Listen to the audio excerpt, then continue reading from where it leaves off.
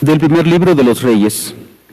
En aquellos días, el Señor se le apareció al rey Salomón en sueños y le dijo: Salomón, pídeme lo que quieras y yo te lo daré. Salomón le respondió: Señor, tú trataste con misericordia a tu siervo David, mi padre, porque se portó contigo con lealtad, con justicia y rectitud de corazón. Más aún también ahora lo sigues tratando con misericordia, porque has hecho que un hijo suyo le suceda en el trono. Si tú quisiste, Señor y Dios mío, que yo, tu siervo, sucediera en el trono a mi padre David, pero yo no soy más que un muchacho y no sé cómo actuar. Soy tu siervo y me encuentro perdido en medio de este pueblo tuyo tan numeroso que es imposible contarlo. Por eso te pido que me concedas sabiduría de corazón, para que sepa gobernar a tu pueblo y distinguir entre el bien y el mal. Pues sin ella, ¿quién será capaz de gobernar a este pueblo tuyo tan grande? Al Señor le agradó que Salomón le hubiera pedido sabiduría y le dijo: por haberme pedido esto, y no una larga vida, ni riqueza, ni la muerte de tus enemigos, sino sabiduría para gobernar, yo te concedo lo que me has pedido. Te doy un corazón sabio y prudente, como no lo ha habido antes, ni lo habrá después de ti. Te voy a conceder además lo que no me has pedido, tanta gloria y riqueza que no habrá rey que se pueda comparar contigo. Palabra de Dios, te alabamos, Señor.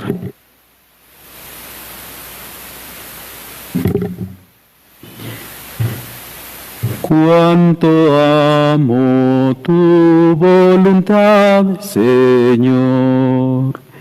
Cuánto amo tu voluntad, Señor. Mi porción es el Señor. He resuelto guardar tus palabras. Más estimo los preceptos de tu boca que 1000 monedas de oro y plata. Cuánto amo tu voluntad, Señor.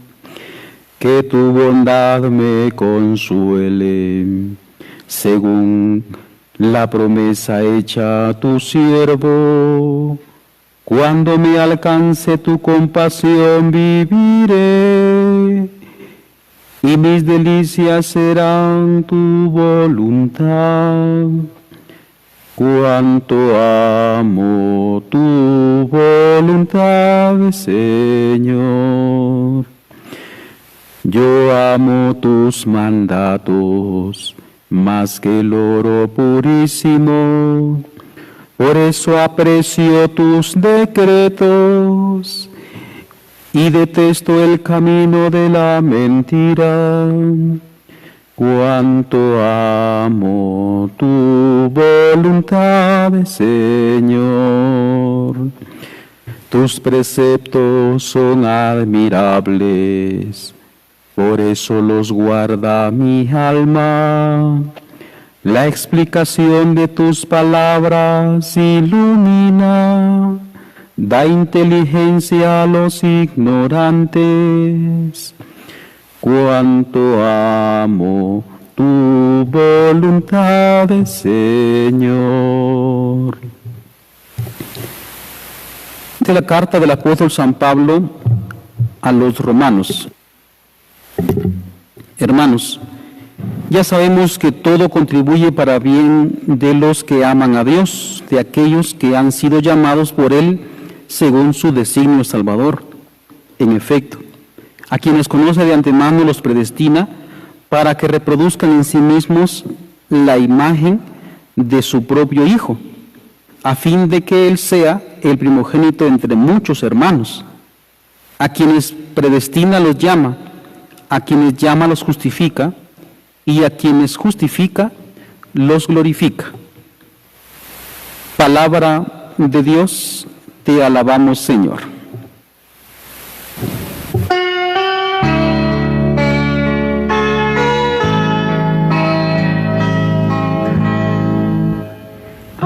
aleluya, aleluya, aleluya.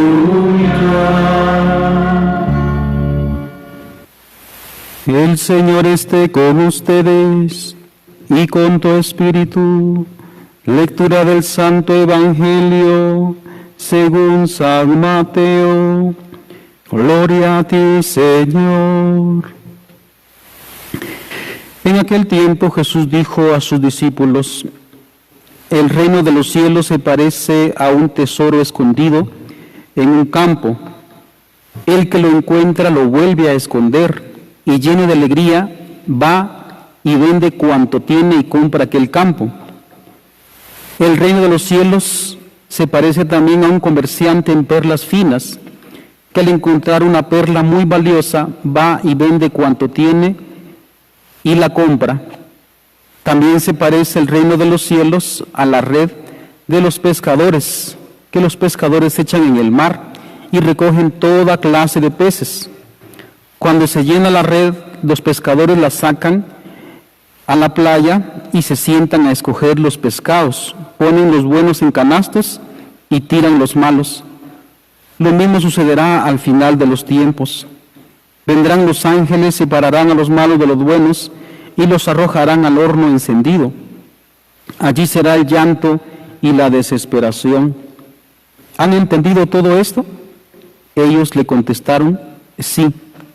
Entonces él les dijo: por eso todo escriba, instruido en las cosas del reino, en las cosas del reino de los cielos, es semejante al padre de familia que va sacando de su tesoro cosas buenas, cosas nuevas y cosas antiguas. Palabra del Señor. Gloria a ti, Señor Jesús. Se sientan un momento en casa, por favor.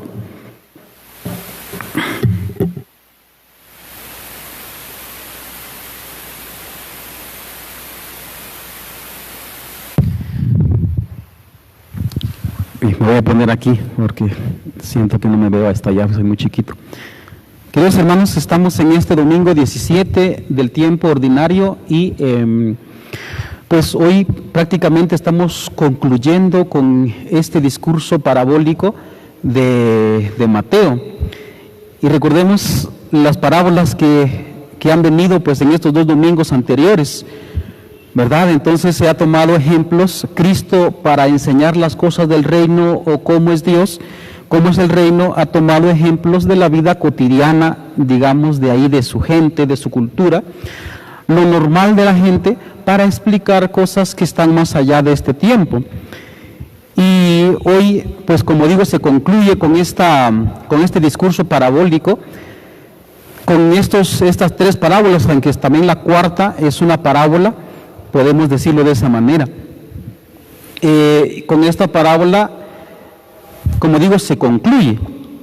Y tenemos nosotros, como quien dice, ver qué se nos está diciendo. Primero, hoy ya no concluye el Señor con aquella expresión que habíamos anunciado anteriormente también. Decía el Señor: les hablo en parábolas porque viendo no ven, oyendo no oyen y no entienden. Y como quien dice, el Señor estaba como motivando para que la gente misma se pusiera a reflexionar en torno a ella, que al mismo tiempo decía las cosas, pero al mismo tiempo quedaba cierto velo, es decir, que no lo decía claro. En esta ocasión aparece la expresión final de las dos parábolas: ¿han entendido todo esto? Y ellos responden: sí. Entonces Jesucristo nos está dando una enseñanza hermosísima. Veamos algún puntito. Primero, cuando hablamos de parábolas, recordemos que se está haciendo una comparación. Cuando se habla, por ejemplo, también de reino de los cielos, se está diciendo Dios mismo. ¿Cómo es Dios? Dios es igual al reino de los cielos. El reino de los cielos es igual a Dios. No hay distinción. Entonces, ¿cómo es Dios? Pero también, como digo, se hace una comparación. Es decir, nosotros, por ejemplo, buscamos muchas veces, buscamos definiciones. Los que dan definiciones, si hablamos de nuestra cultura, El año pasado estábamos nosotros en contiendas políticas y normalmente los que pretenden llegar pues al Estado, al poder como se dice, entonces para convencer a la gente presentan pues su plan de gobierno. Aquí está, esto y esto vamos a hacer, esto y esto vamos a hacer. Hay una definición de cómo pretenden gobernar. Y pues de hecho el presidente actual lo ha dicho, pues ya en este tiempo que estamos viviendo, lo ha dicho. Pues lo que nosotros pensábamos hacer ha sido un plan de gobierno de años y años y años, pero ahorita con esta enfermedad se vino todo abajo, decía él. Es decir, había un plan concreto, había una definición concreta. Esto y esto es el gobierno, esto y esto tiene que hacer el gobierno, lo dice así concretamente. Pero me llama mucho la atención de que Cristo no da una definición, de reino, sino hace una comparación. ¿Ya se preguntaron ustedes por qué no da una definición? Y la razón es muy sencilla. Recordemos, como digo, que parábolas se está refiriendo a comparaciones del reino de Dios, es decir, comparaciones en torno a Dios. Por eso en otra parte de la Escritura dice: el reino de los cielos se parece a, se parece. Entonces, cuando se habla de Dios, evidentemente se está hablando pues de algo muy grande, alguien muy grande que no puede contener nuestra cabeza, como le pasaba a San Agustín. Él quería como entender la Trinidad y no le cabía en la cabeza, y por eso pues Dios le envía pues un ángel, ¿no?, ahí, que le dice: pues ¿cómo pretendes tú meterte a Dios en tu cabeza? Bíblicamente también lo dice Salomón, no en la primera lectura que hemos leído en este momento, sino en otro momento. Cuando Salomón construye el templo, pues mucho más chiquito que el nuestro aquí en Patsicía, es mucho más chiquito, es como una especie de oratorio de la Acción Católica o de la Renovación Carismática, algo así era el templo de Salomón. Era muy pequeño, aunque muy adornado. Y cuando termina el templo Salomón, entonces él empieza a hacer una oración, y la oración es muy bella, muy hermosa, porque él dice: Señor, yo he construido este templo para ti, pero ¿cómo es posible que tú vas a entrar en este templo que yo he hecho si los cielos de los cielos no pueden contenerte? Ahí está, evidentemente pues Dios es bastante grande, bastante poderoso. Él ha hecho el universo. Él no cabe en un templo, no cabe en nuestra cabeza. Y esa es la razón de por qué se dice, más bien Jesucristo hacía una comparación, no lo está definiendo. Hay algunas definiciones que la misma Escritura hace acerca de Dios o del reino de Dios, pero de hecho no abarcan todo también. Por ejemplo, recordemos cuando Moisés le pregunta a Dios: y cuando los hijos de Israel me pregunten quién me envía, ¿qué les voy a responder? Y Dios mismo da una definición allí, pero como es filosófica, es racional, también no contiene todo. Porque por ejemplo Dios mismo dice, pues diles que te envía yo soy. Esa es la expresión, dicho en español. Dicho en hebreo se dice: Yahvé te envía. Yahvé es la expresión hebrea del vocabulario nuestro, yo soy. ¿Qué significa yo soy? Ven, ahí queda siempre como en jaque. ¿Yo soy qué? Entonces podríamos agregarle: yo soy el existente, yo soy el que vive, yo soy el que no muero. Podemos decirlo de esa manera, pues es una especie de definición, pero como las palabras gramaticales, semánticamente hablando, no pueden contener todo lo que Dios es. Por eso es que hay una definición también, o más bien una teología que se llama apofática, es decir, nosotros podemos comprender a Dios más lo que no es que lo que es en sí mismo. Dios, por ejemplo, no es un colérico, Dios no es un tirano.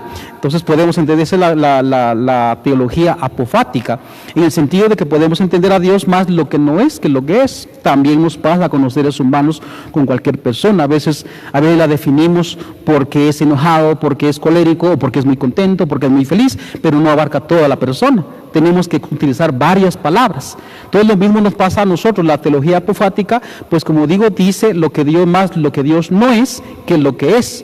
Entonces hay, como digo, hay una definición en el Antiguo Testamento, pero no lo abarca. San Juan se atreve a hacer una definición también de Dios en la primera carta, capítulo 4, versículo 8, en donde pues dice: Dios es amor. Pero ¿saben cuál es el problema de esto? De que, por ejemplo, hoy nuestra cultura no sabe definir qué realmente es el amor.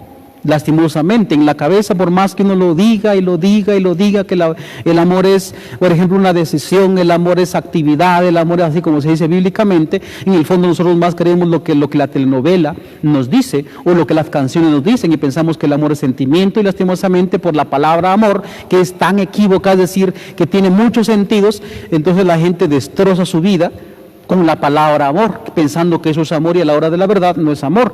A lo que voy es de que San Juan da una definición de Dios, pero al mismo tiempo no contiene todo lo que Dios es, y es por eso que Jesucristo dice parábolas, es decir, comparaciones, algo que se puede asimilar, algo que se puede más o menos entender de cómo es Dios, más o menos, pero no la definición exacta.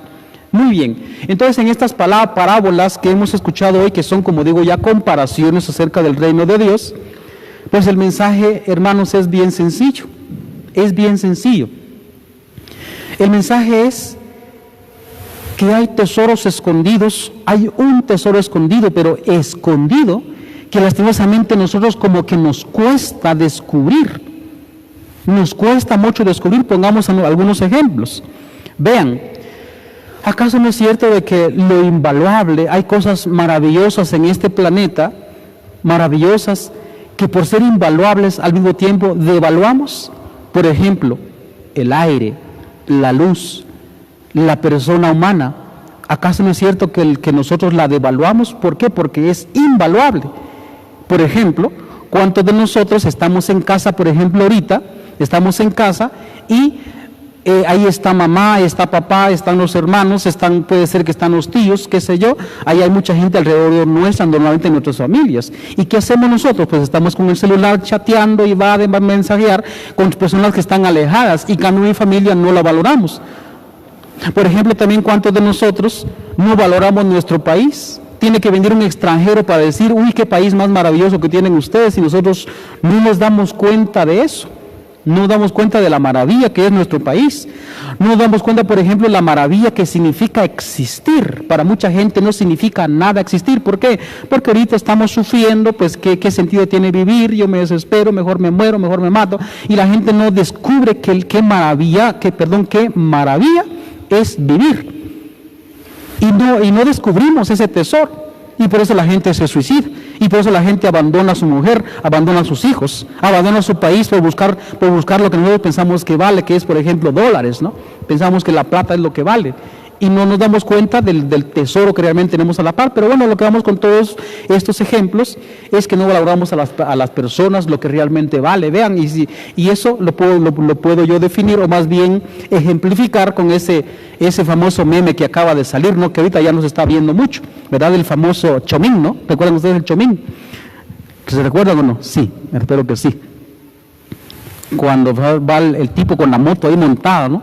Montado y haciendo su caballito, y cuando se cae, y los que van tomando el video, ¿qué es lo que dicen? No dicen, Chomín, que estás bien. No dicen, Chomín, la moto. Así somos. No valoramos lo que realmente vale, valoramos las cosas materiales. Por eso es muy sugestivo, es muy interesante cómo la oración de colecta dice que nos sirvamos de los bienes presentes de tal manera que valoremos los futuros, los eternos. Pero nosotros somos así, tenemos tesoros en nosotros, existentes, pero nosotros no los valoramos, no los descubrimos, están velados, nuestros ojos no lo descubren. Nosotros valoramos el dinero, nosotros valoramos las cosas materiales. No digo que no valen, claro que tienen su valor, pero valoramos más las cosas que son más, digamos, tienen menos valor que lo que realmente vale, como ya ejemplificamos, ¿no? La vida, la familia. La vida, la familia, el sol, la luz, el aire, como son invaluables, las devaluamos. Y por eso les voy a contar también una pequeña anécdota que le escuché al sacerdote, el padre Santiago Martín. Él es español. En este tiempo de enfermedad, pues contaba él de un señor ya grande que tenía mucho dinero y se enfermó, me parece, de esta enfermedad. Espero no tergiversar las palabras que le escuché a él, pero él comentaba de que este señor se enfermó de esta enfermedad de que está dando ahora, y pues se fue al médico, ¿no? Y ahí le hicieron pues todo lo que tenían que hacer. Bendito Dios, se salvó, parece que se salvó. Pero a lo que vamos es de que como la enfermedad ataca pues las vías respiratorias, lo conectaron a una máquina y él tuvo que pagar una fuerte suma para poder respirar por esa máquina. Cuando salió de la enfermedad, entonces el doctor le dijo, mire, aquí está su cuenta, la factura, ¿no?, de lo que tenía que pagar, y tenía que pagar una cantidad bastante bárbara de euros, porque es en Europa, es decir, mucho dinero por poder respirar. Y entonces cuando este señor recibe la factura, se pone a reír, y el doctor se queda extrañado. Usted mire, es un montón de dinero, ¿y por qué se pone a reír, va? Pues el doctor estaba valorando el pisto. ¿Por qué se ríe si es un montón de plata? Y entonces le contestó ese señor sabio, le contestó: yo he vivido tanto tiempo y he respirado sin que nadie me cobrara nada. Qué impresionante, ¿no? Él sí estaba valorando el hecho de respirar durante toda la vida, ese bendito aire. En cambio ahora le cobraron para respirar y un poquitito de tiempo. Pero bueno, estos ejemplos nada más, como digo, lo que quiero decir con esto es que hay tesoros que están existentes en nosotros, en nuestra vida, en nuestro planeta, en nuestra vida, y nosotros no las descubrimos. Por eso es que aquí viene aquel famoso dicho popular: nadie sabe lo que tiene hasta que lo ve perdido. Ese es el problema de nosotros, que ahí están las cosas y nosotros no las valoramos. Muy bien, pero esos ejemplos son ejemplos materiales al fin y al cabo. A lo que vamos es de que el reino de Dios o Dios mismo es algo tan maravilloso, tan grande, tan extraordinario, pero lastimosamente que está velado a nuestros ojos y no todos lo descubren. Por eso necesitamos nosotros hoy, hermanos, pedir sabiduría de Dios, como lo pidió Salomón en la primera lectura y como indica también la segunda lectura, para nosotros valorar quién es Dios, cómo es Dios y que vino a nuestras vidas. Necesitamos descubrirlo. Por eso es que nosotros no tenemos alegría a la hora de participar en la Eucaristía. Por eso no tenemos alegría. Como decía también el padre Guillermo Serra para la predicación de hoy. Por eso mucha gente tiene un concepto equivocado a la hora de venir a la Eucaristía. Piensa que es venir a cumplir ritos, es venir a cumplir una norma, es venir a cumplir una ley, nada más. Y se sientan y se duermen en la banca. Espero que no estén durmiendo ahorita en sus sofás o en sus sillas, donde quiera que estén. Pero por eso es que nosotros no nos dormimos. El reino de Dios siempre es una sorpresa, es algo inmenso, grande, que nosotros deberíamos sentirnos alegres por poder participar. Aunque sea ahorita, aunque sea virtualmente, pero debíamos sentirnos alegres por participar. Pero como en la mayoría de personas tenemos lo que son, en nuestra cabeza tenemos nada más conceptos, tenemos nada más pues preceptos, leyes y nada más que cumplir, por eso no descubrimos lo hermoso que es participar en la Eucaristía. El reino de los cielos o Dios mismo es una sorpresa, es grande, es maravillosa, que nosotros tenemos que aprender a descubrir. Ahora bien, ¿en dónde lo vamos a descubrir? Esa es la gran pregunta que quiero dejarles también, que por supuesto yo lo voy a responder, pero usted me hace el favor y haga oración con esa expresión que yo le voy a decir o cómo se lo voy a explicar. Usted sabe que yo soy muy devoto de San Agustín, aunque más de Teresita, pero también San Agustín es parte de mi vida por las circunstancias que formaron mi vida. Entonces San Agustín en el libro de sus Confesiones, él decía una cosa bien impactante, bien impresionante, maravillosa también al mismo tiempo. Entonces decía: yo te buscaba afuera y tú estabas dentro de mí. Nosotros buscamos muchas veces alegría, felicidad, paz. Buscamos en cosas fuera de nosotros. Buscamos alegrías externas, buscamos alegría en el dinero, buscamos alegría en los bienes materiales. Buscamos alegría, pues qué sé yo, pero fuera de nosotros. Y dice San Agustín: tú estabas dentro de mí, tú eres más íntimo a mí que yo mismo en mí mismo. Dice San Agustín en el libro de sus Confesiones. Y es por eso que él también logra transformar su vida. Él encuentra ese tesoro y se despoja y vende y quita todo lo que está afuera, lo que está en él, quita todo. En principio él no quería como convertirse porque decía, pues yo pues tengo miedo, siento que no voy a poder dejar mis cosas, decía él. Pero cuando él se atreve a encontrar a Dios en su propio ser, entonces él encuentra una verdadera alegría. Él encuentra a Dios mismo en su propio ser. Nosotros estamos, hermanos, hechos a imagen y semejanza de Dios. Por eso es que la segunda lectura decía que al quien Dios predestina los llama, al que Dios llama los justifica. Y al que Dios justifica los glorifica. Nosotros tenemos un tesoro en nosotros mismos. Estamos nosotros llamados a vivir una felicidad interminable en el reino de los cielos junto a Dios.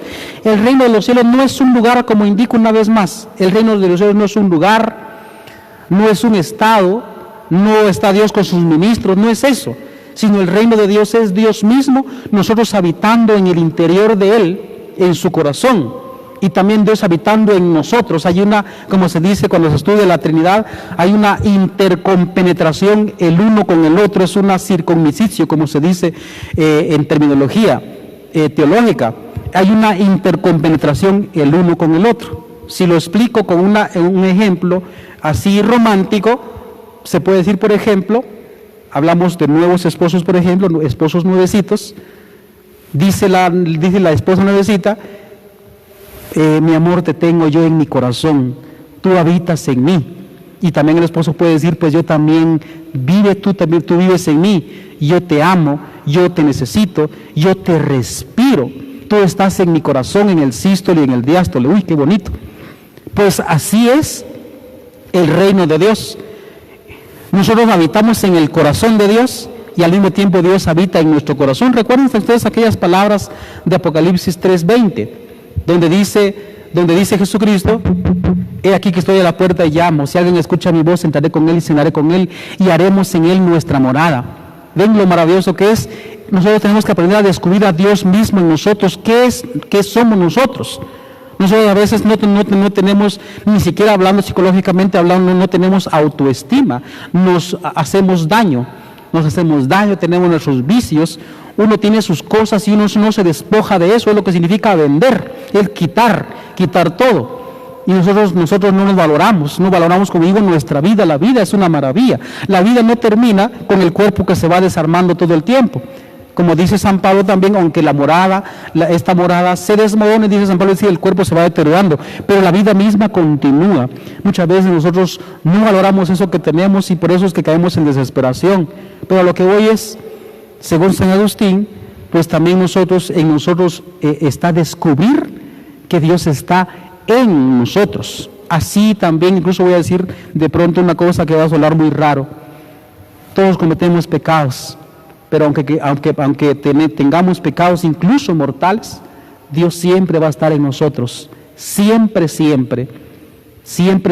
y nos llama a una vida maravillosa, a una vida más allá de esta vida, una vida eterna. Y eso, hermanos, no es una quimera, eso no es inexistente, eso no es una imaginación, eso no es una proyección intelectual, eso es real. Pero nos cuesta mucho descubrir eso, nuestros ojos todavía están velados. Por eso, hoy, hermanos, les invito a hacer la oración que hacía Salomón. Señor, te suplico que me des sabiduría, decía él. Eso está en hoy estamos en un capítulo, pero en el capítulo 9 del libro de la sabiduría aparece también esa oración maravillosa de Salomón.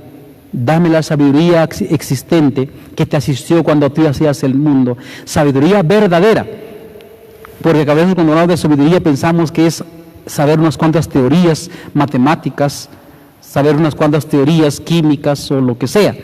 Pensamos que eso es sabiduría y eso no es sabiduría. Eso es aprender unas cosas. La sabiduría verdadera es saber vivir y saber quién vive en nosotros, es Dios mismo. Por eso, hermanos, no nos perdamos este tesoro. Hay un tesoro maravilloso que necesita ser encontrado, necesita ser encontrado. Nosotros tenemos que buscarlo, tenemos que buscar. San Agustín repite eso también cuando habla de la felicidad. Busca lo que busca, pero no donde lo buscas, porque nosotros buscamos cosas puramente materiales, buscamos dólares, buscamos estar en una ciudad así pomposa, buscamos la felicidad de entender cosas. No digo que esas cosas sean malas, por favor, no me entiendan mal, pero busca lo que buscas, pero no donde lo buscas. Busquemos en el interior, y esto no es subjetivismo. Esto no es subjetivismo, es buscar a Dios en nuestro propio ser. No es una concentración tampoco, como dirán las filosofías orientales o la nueva era. No es una concentración, no es un dejar la cabeza en blanco para encontrar la paz en mí mismo. Tampoco es eso, no me refiero a eso. Me refiero a que en nosotros está Dios, es un lleno, no es un vacío, no es una nada. Es un Dios, es un lleno en nuestro corazón, en nuestra mente, en nuestro ser. Habita Dios. Busquemos ese tesoro, y cuando lo vamos a encontrar, les aseguro que jamás vamos a querer soltarlo, jamás. Algo así como cuando uno de patojo o de patoja se enamora. ¿Acaso no es cierto que cuando uno se enamora, pues uno quisiera estar con ella o con él todo el tiempo? Cuando uno está pues en esos, como se dice, amor a primera vista, uno mira a una muchacha hermosa, uno mira a un muchacho pues hermoso, bonito, y uno dice, se prende de él o se prende de ella, y uno no quisiera desprenderse de él. Pues así, algo semejante, aunque más todavía, con mucha fuerza, tenemos que tener nosotros nuestro corazón prendido a Dios, y es el tesoro, pero necesitamos descubrirlo en nosotros mismos, como el Señor nos ha hecho. Vamos entonces, pues les dejo con esto. Ojalá que nosotros no seamos ciegos a ese tesoro que está en nosotros, que Dios nos ha regalado. Que así sea.